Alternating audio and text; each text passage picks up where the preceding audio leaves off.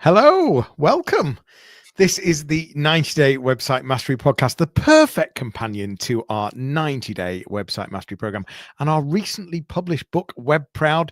It's our 49th episode. This episode is called How to Run an Effective Annual Website Review and Reboot Your Blog for 2026. We're excited to bring you even more valuable insights and practical advice to help you enhance your website performance and ultimately start feeling proud. I'm here with my co-host, Pascal Fintoni. Welcome.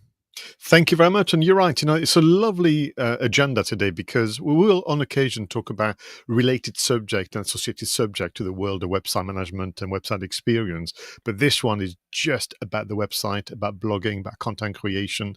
And as you mentioned a moment ago, finding ways to bring joy back into the practice of running a website for you and your clients. Like always, we have 4 segments in every episode. We have the You Ask, We Answer. We have website stories where we've chosen an article to dissect and get some reactions on. We have the website engine room where we each pick an app or a piece of kit to help you as a website manager or website owner to start feeling proud of your website and make it easier to ultimately manage your website. And then, of course, we always finish with a website call to action, one change or adjustment that you could do right now to your website. So I'm going to start, if that's all right, with You Ask, We Answer.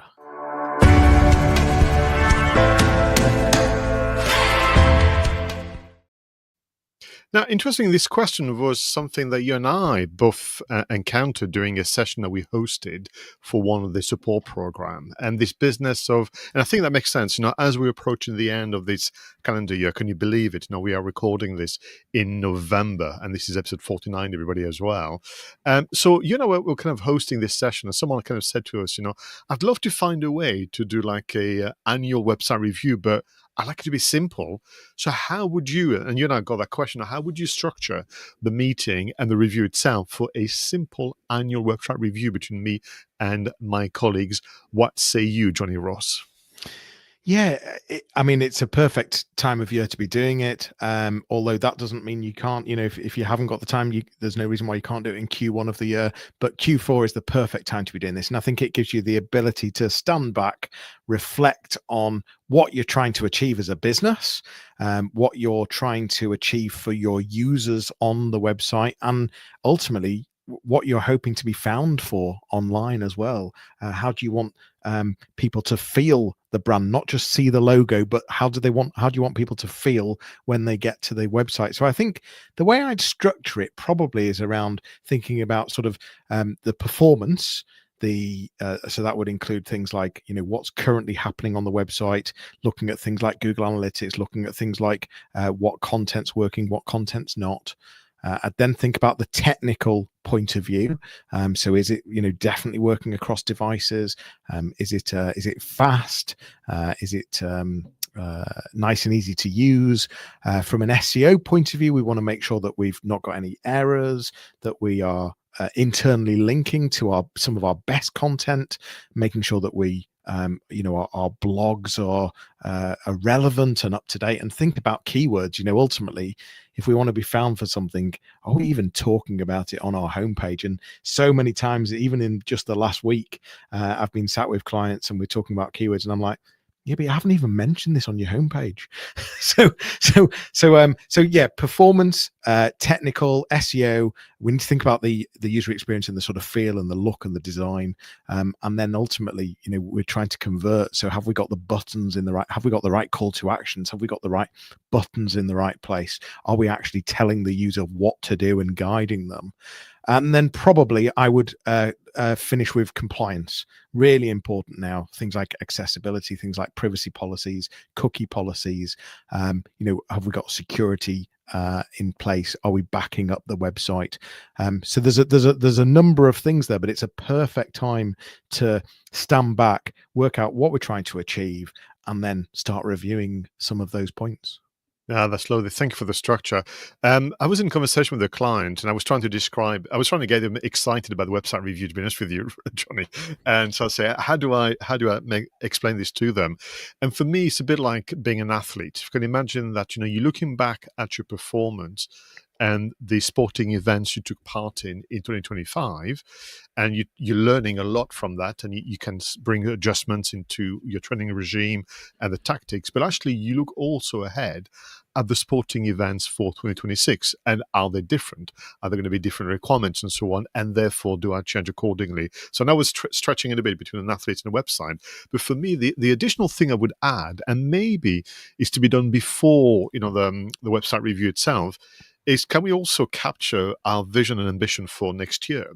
Because ultimately, what you'd want to do is for the website to be aligned in terms of its design, its structure, everything you've heard Jonny mention, to your future ambitions. Because I think that the danger, of course, is you do a website review almost like you would do another analogy for you, a car MOT, and you just fix and repair, shall we say.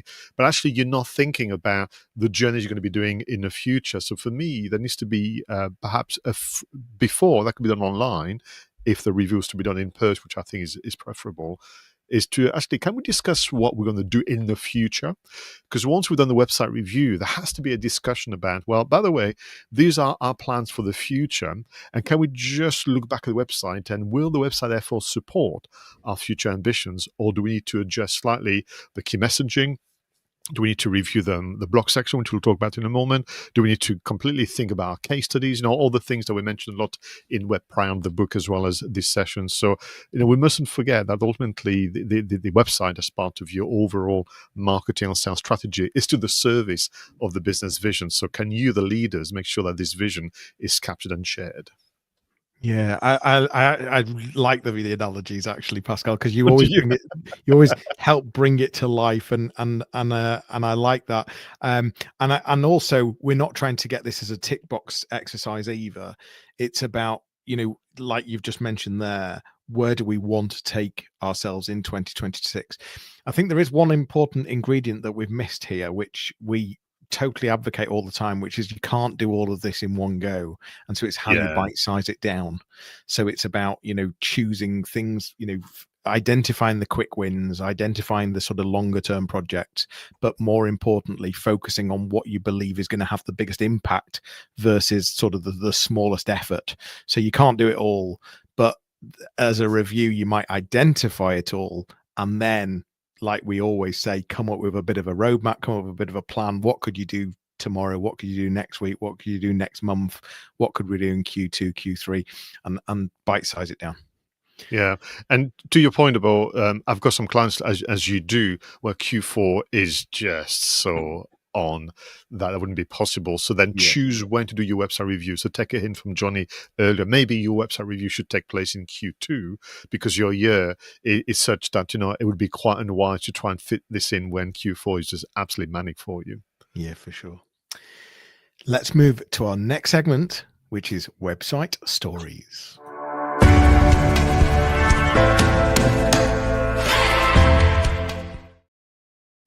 Now, for episode 49, typically you and I would choose some content, could be a podcast, could be an infographic, could be an article that we want to react to. And when we do the research, we think about our audience. But I hope you don't mind. But today, it's about Jonny and I, because when I saw this article, I went, you know what? This is for us. Just for once, we're going to treat ourselves, because this article is just spot on. And it kind of repeats and conveys what we've been sharing. So here's the title for you: The Time is Ripe to Reboot Blogs. And you can just, or if you're watching the video version, you can see that Jonny is excited about this already. So this was written by Louis, I'm going to say the French version, Louis Evans, SEO account director at Turg Agency. And this article was written for thedrum.com. And listen, I'm not going to be able to do justice to this great article, but it's really, really thought-provoking. But it begins, but essentially, and I suspect deep down that perhaps Louis is from our generation, where a longing for what blogging used to be in the 90s and 2000s, which is essentially that proper journaling and this intention of sharing one's learning and discoveries to help the wider community. And then I think Louis kind of indicating that they got hijacked by the marketers, because marketers spoil everything, of course, and it became this bizarre second guessing of SEO, search performance, this and the other, and then eventually people go into this bizarre behavior of social media becoming a favored platform to express yourself. So macro blogging became the thing, but actually you and I have been saying for a long, you have to go long form as well as that. So the article is really quite good because saying, that there was a time when blogging actually served a real purpose, and the intention where a bit more honorable and honest and clear than they are today. But with the advent of a two phenomenon, really, that Louise is indicating, of course, I've mentioned the search experience is changing. And by the way, Jonny and I don't subscribe to those silly articles about SEO is dead. It's not dead. It's just search experience, as we known it for the last few years, is changing. But also, actually, as data would suggest, people are retracting from consuming social media content, actually creating social media content. So is the time right for a reboot of the blog? But be careful, and these are these words of advice. It's not just, going back to what we used to do 30 years ago and do it again now. It's actually, can we learn from, the last 2 decades and maybe create something that is more meaningful, more useful? Perhaps the term blog needs to be challenged in terms of, the labeling on the website. It's suggesting terms like knowledge center and insight and other things, whereby it's actually more precisely what it is about. But also, back to the long form, back to individuals, which I think is a hint around AI slop, being at the forefront of running this resource knowledge center, and a genuine intention, a desire to be useful and helpful to others without always second guessing the performance on the search performance and that kind of thing. So anyway, great article, but also, forgive me, John and I have been telling you for a long time now, like long form was very, very important, and to nurture your blog section. And I thought that would be a great selection for today. Yeah, I like it a lot. As you've already identified, I mean, we've both been blogging for a long time. We both believe very heavily in long form content and how it's part of the mix. I think I think blogs have lost their spark. I think in some cases they've become a bit of a keyword dumping ground, and certain businesses these are the keywords that we want to rank for. Let's just create a blog about it, and it's lost its total purpose of providing passion, or sorry, showing the passion, providing resources, providing help to the audience and really connecting with the audience. So I think it's a perfect time to reboot your blog for 2026. I love the idea of rebranding, although I think the word blog still does mean something for certain people. So I wouldn't want to lose it completely, but I do like the idea of, having that insight hub or knowledge center or resource center. I like that, but it's about, how can you ensure that you're always adding value? How can you ensure that a reader, target audience, your ideal client is going to spend time, any of their valuable time, reading your content, engaging with your content? What would stop them in their tracks and think, actually, I am going to spend a few minutes reading this because actually I can see how it's going to add value? So it's based on, ensuring that you're the EEAT that Google's very much pushing, and all of the engines are pushing. It's about the authority, the trustworthiness, and how you're adding value and being helpful. But I do agree, it's time for a reboot, and it's time to stop dumping keywords in your blogs. I was thinking, I used to do, and I used to love it. And I used to do a blogging for busy businesses course in Yorkshire, where you and I met many, many years ago. I might revisit that because I just love it. What I love about it is the platform for self-expression. And nowadays people don't want you to be an incredible copywriter or an amazing videographer. They just want to experience your reflection on that lived-in experience in terms of your specialism. And I love the idea as well of be ambitious. We can do things now where your blog section could be akin to the best industry magazine out there in a digital format. Yeah.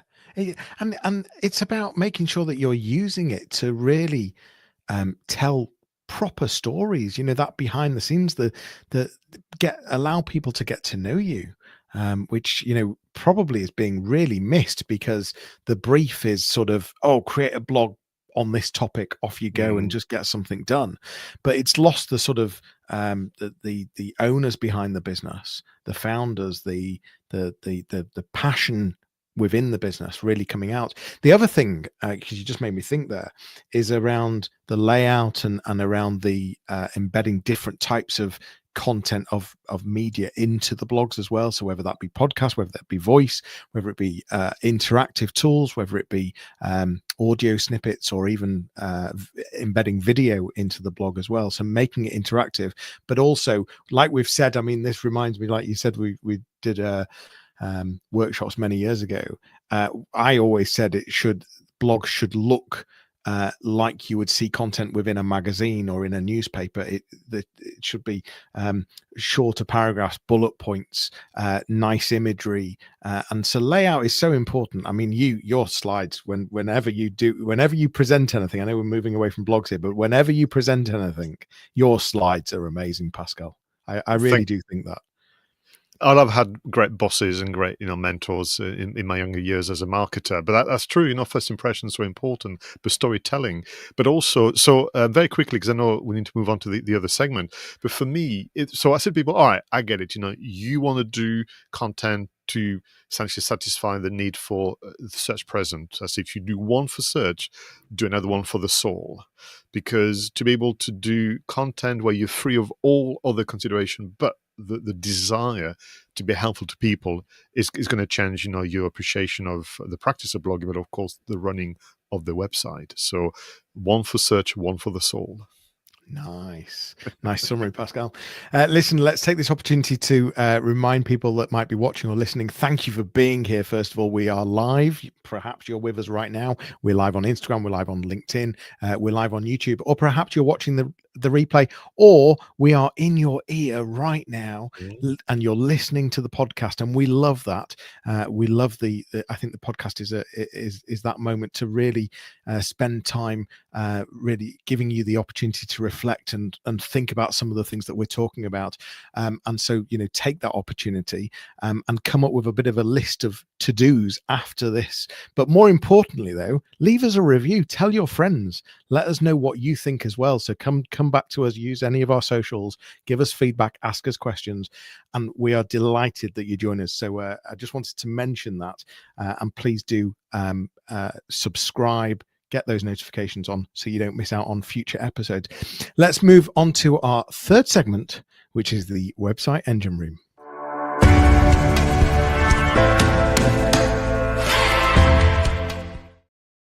Now, in this segment of the show, John and I go out on the hunt for treasures and hidden gems on the interweb, as I call with affection, something that can make life easier as a content creator and website manager. So, Jonny, what is your discovery for episode 49?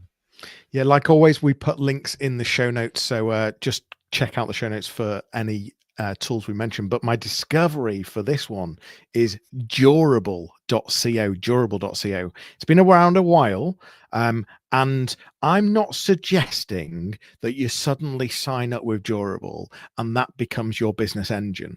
That's not what I am trying to get across here. It does many things. It can sort of run your business for you. It can create the website, create the brand, become your invoicing platform. It's a one app for everything. That's not why I bring it up. The reason I bring it up is because if you're looking to develop a new website, you're looking for some new branding, and you're looking for inspiration, you're looking for ideas, you're looking for sort of maybe even to test something quickly. Wow, this product is mental. Within just a few seconds, putting a prompt in, it will literally create a website for you, and give you that visual ability to see what it might look like, what colors you might be able to use, how you may lay things out, imagery you might use, some of the content that you might use. Again, for clarity, I'm not saying you then click publish and that's your website. For you might want to, don't want to stop you, but the purpose is to get you starting to think, starting to explore, expand your mind, being able to reflect. And wow, what a tool it is to be able to do that within split second, even on the free version, creating a website. I don't know if you've ever played with it, Pascal, but it's mental. Yeah, it gets better every passing month, which is just and yeah, you're right for that prototype for that. And so, we talk about website reviews and rebooting the blog, and sometimes you have to do a bit of a show and tell with your colleagues or for yourself. I mean, if you take the world of filmmaking, then very often, the filmmakers would create a teaser poster and the teaser trailer, and the assumption sometimes is that it's for the future audience. Sometimes it's also for them, and it gives you a goal, it gives you something to aim for, it motivates you. So you do not underestimate the power of sketching and doodling. And if it has to be an app called Durable, then do it. Yeah, for sure. What's yours, Pascal? Now, I feel a bit of a fraud because this is probably the third appearance of this app. It's not my fault, Jonny, and viewers and listeners. It's getting better all the time. I'm going to bring back NotebookLM by Google. And I feel a little guilty, but listen, it's absolutely incredible the way it's improved, and it's still free of charge for all of us out there. So, a couple of tips, and I'll give you the reason why it's come back. You've heard a moment ago in the first segment, Jonny and I talking to you about how to undertake an annual website review. So why don't you actually put a link to our video, to this recording in NotebookLM, and ask your AI to literally listen and look at the transcript of segment 1 and use that to put together its reaction to your website and that kind of things. Equally, you want to reboot the blog, put the link to this video on NotebookLM, ask AI to listen to this segment, and they can have a conversation by rebooting your blog. But the reason why NotebookLM is back on is because they have re-released the reports section of the studio. So in the studio element of NotebookLM, famous thing is the audio overview, which are still absolutely staggering in terms of a podcast between two people visiting your website or more. Video overviews are quite gimmicky, but they're improved, no doubt. You've got mind mapping, which is absolutely incredible. You've got the reports. Now, on one hand, I think the term report is very misleading because when you click on reports, you have some options, but what NotebookLM does, it studies your website, so long as you've shared the link to your website, and recommends content type based on your content themes. It absolutely blew me away. Now, the content written by NotebookLM is very dry because you need to educate it in terms of your style. But I was thinking, do you know what? In a business of inspiration, a business of maybe you and I having a mentoring session with a client, and the mentoring session will discuss blogging content series, we could actually say to the client, well, actually, before you come to the meeting, why don't you use NotebookLM and you come up with ideas about what the blog series could be, and then I'll bring to the fore our specialism and expertise for the last few decades. But I've done the test with several different websites, and it is always a different suggestion in terms of the 4 types of contents that you should have on your website based on its core themes. I was just blown away. I will try and refrain from bringing NotebookLM again for at least a few months, but if it keeps improving, it's not my fault. Listen, Pascal, I will absolutely let you bring NotebookLM regularly, because I'll tell you now, it's become a daily tool for me, and it's mental. And you say it's free, and it is, and the majority of our listeners will be able to use so much in there for free. I've started hitting limits. That's how much I'm using it. Wow, well, that's going some, It's mental, and I'm really, really pushing it, and I am also just as blown away. And listen, we are steeped in AI. We do this in a daily basis, an hourly basis. We're using AI, and I am blown away by some of the outputs that you can generate in NotebookLM. So listen, I think it's brilliant. Yeah, you're right. We've not spoken about this as in for this show, but we have spoken in the green room. Everybody, this is hot off the press. Jonny and I are thinking of doing a special NotebookLM training course. And we'd like to know if you'd be interested. So we've been, obviously using and pressure testing and breaking, as you heard a moment ago, NotebookLM. So we know exactly how to use NotebookLM within a context of website experience and web proud. Would you be interested? Let us know. It's something we're seriously, thinking of doing early next year. Yeah, it sounds like we've set that up, but we really haven't. And we think there is actually demand. I think it's the fact that we know the power of it, isn't it? It's as simple as that. We know the power of it, and it's mental. So yeah, it would be great to let us know if that would be of any use. Listen, we're getting tight on time here. It's time for our next segment, which is the website call to action.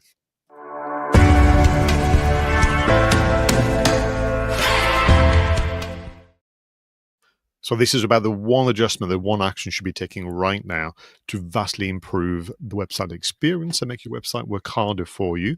Jonny, what is your call to action?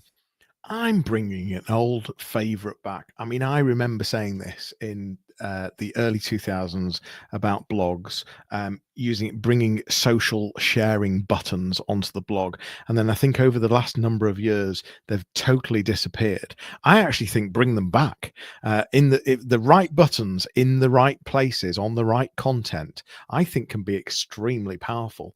And so, it's not sort of a blanket necessarily, but it's not, having 200 buttons, but the right buttons in the right places, I think can really on key pages or key blog posts to help get visitors to promote your content is something that we've actually moved away from. And I think we need to bring it back. So my call to action today is consider which posts or pages you could add some social sharing buttons onto your I like content. the idea of being selective actually about it to make it even more special.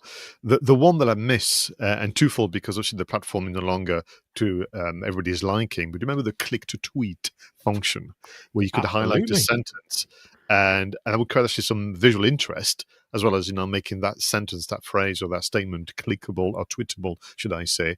I wish there was something like this for all of the platforms that work very well. So my selection is actually something that I've learned the hard way, where because we're approaching the end of this calendar year, it makes sense for people to be thinking about some special kind of content series a la best of 2025, looking at the best maybe of LinkedIn posts, or maybe looking at the blogs and so on. But very often what happens, people are super busy and it's a bit of a rushed job. So my call to action is to prepare in advance and think two things: the structure of your best of 2025. Would it be a long form article? Would it be an ebook? So think about the structure of your best of 2025. And can you think of a system, the workflow using AI to make your life easier and actually improve the quality of what you can actually create within your time budget? But for now, structure and system so that your best of 2025, which people tend to do a lot, is not a last minute job or something that is taking far too much of your time. Yeah, and a perfect time of year to be doing it as well, Mm. which is why you brought it up. I like it. This episode has been how to run an effective annual website review and reboot your blog for 2026. We are suggesting that this is the time to stand back, to think, to have a proper look at what it is you're trying to achieve, and is your website fulfilling that that goal, that objective. And now is the time to reboot your blog. Now's the time to rethink what its purpose is and why it's there, and how you can make it way more engaging, way more helpful, visually more feel more proud of it. And that's what that's ultimately what we want you to do. Feel proud of your website. Great episode again, Pascal. Thank you very much. Not at all. It felt like we had to go back to the source, which is all about the website. So, I think it's perfect. For sure. And hopefully we've shared some great apps and some call to actions. Have a look at the show notes. That's a wrap for episode 49 of the 90-Day Website Mastery Podcast, your audio companion to the 90-Day Website Mastery Program. For more information, visit 90daymarketingmastery.com, where you can book a discovery call with either myself or Pascal. It's goodbye for now. Do join us on the next episode. Leave us a review. Tell your friends. We'll leave you with a fun video and audio montage to enjoy whilst you review your notes and action steps. We'll see you all soon, and we'll see you on the next episode. Take care. Cheers.